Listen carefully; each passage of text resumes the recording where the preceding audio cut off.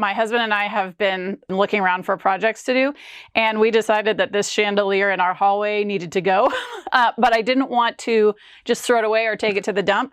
We took it down off of the ceiling, and it's got all the wires inside it still. You don't need to completely remove the wires. All you need to do is cut them down. So the first thing I'm going to do is take my bullnose wire. You might have to cut it a few times. Now let's go ahead and get started on each individual light down here. So the first thing we need to do is take off the little candlesticky thing. It should come off pretty easily. Then we need to cut these wires so that we can get off this metal part. Either your bullnose cutters or your regular wire cutters. This little plastic piece comes off. So now I'm going to take my vice grip and my pliers. You need two. And you want to bend this flat as you can. And you're just going to start bending this back and forth, and back and forth, and it should snap right off. Now you can go ahead and cut these flush. It doesn't have to be perfect because we're going to cover this with one of these. We're going to take our power tack.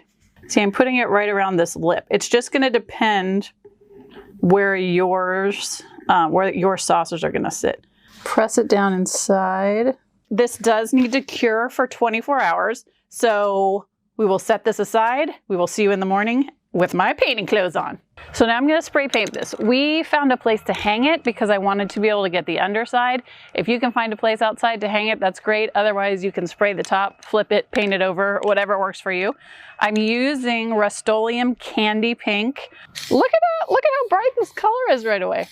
There's a couple of things you want to keep in mind when you're working with these terracotta pots. One, they're super porous, so when you spray it, it's going to soak in a bunch of the paint, so you're going to have to do it a couple of times. Number two, you can lay it flat on a surface like I have on these tables because you're not going to see the bottom, so you don't need to worry about painting it. So we went ahead and potted all the plants. So we'd add a little bit of that glue on the bottom. Go ahead and set it in here. And this, my friends, is your finished result. I'm so tickled with how it looks. I headed over to my local dollar store and found everything that I needed for the project. The first thing to do is to cover the wreath form with the wide burlap. This is to hide the wreath form. Some people use moss to fill in the gaps, but for this wreath, I wanted to create a vintage French style wreath. Lay the burlap ribbon all along the top of the wreath form and cut a little bit extra so that you aren't short. Flip the wreath form over and carefully glue the burlap to the back of the wreath form. The burlap will also keep the wreath from scratching your door. Next, we're going to prep the pots by poking holes in the bottom of the pots with a pencil. Now we're going to age the pots with paint. This is where the French theme comes in. If you've ever seen some of the vintage pottery from France, it has more of a grayish beige undertone rather than the orangey tones of terracotta. Just mix white acrylic paint with water. You can use a sponge or paper towel and dab on the watered down paint all the way around the pot, the bottom, and the top edges. Once dry, take the large pot and string twine through the hole in the base and pull a good amount of twine all the way through. For added security, glue the pot to the burlap on the wreath form. Simply pull the twine through the pot and wrap the twine all the way around the wreath.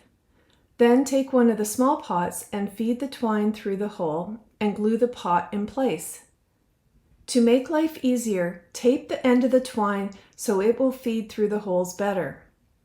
Alternate the pots up and down and make your way around the wreath. Here I am attaching the last pot, and it worked out nicely for spacing. Once again, just flip the wreath over, tie the twine in a knot, glue, and trim off the excess. For my flowers, I went with simple white and yellow daisies for spring.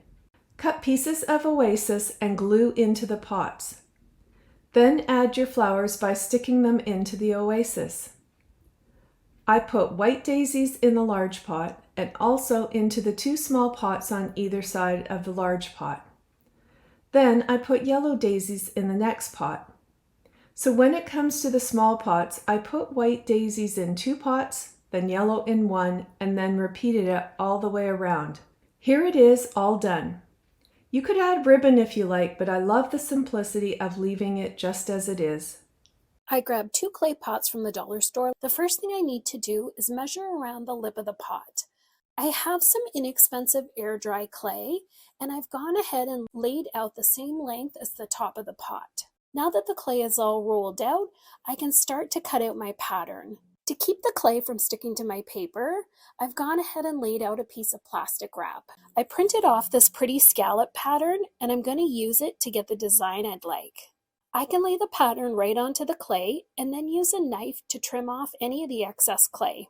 To adhere the clay to the first flower pot, I'm going to put some E6000 right on the clay. Now I can lay the terracotta pot right onto the clay.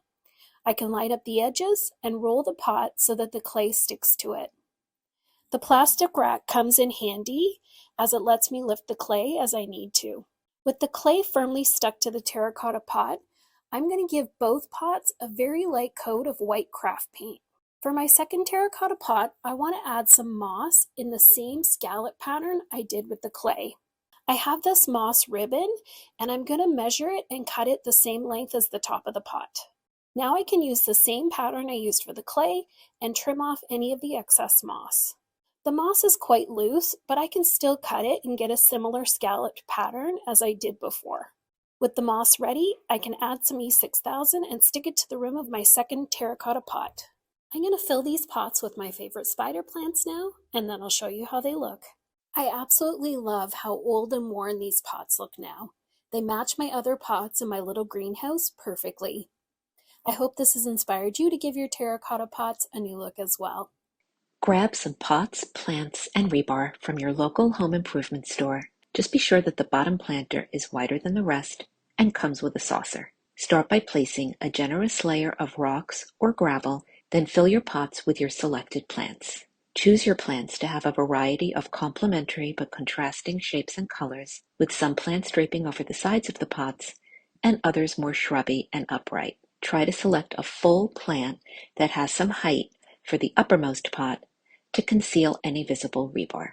Once your plants are potted, begin stacking your pots. Insert the rebar into the bottom pot, making sure it comes through the drainage hole at the bottom and rests on the saucer. Continue stacking with your remaining pots, alternating the angle of each for a topsy-turvy effect. Finish by tucking sheet moss into any visible bare spots for a more polished look. Water the plants thoroughly and enjoy your topsy-turvy planter.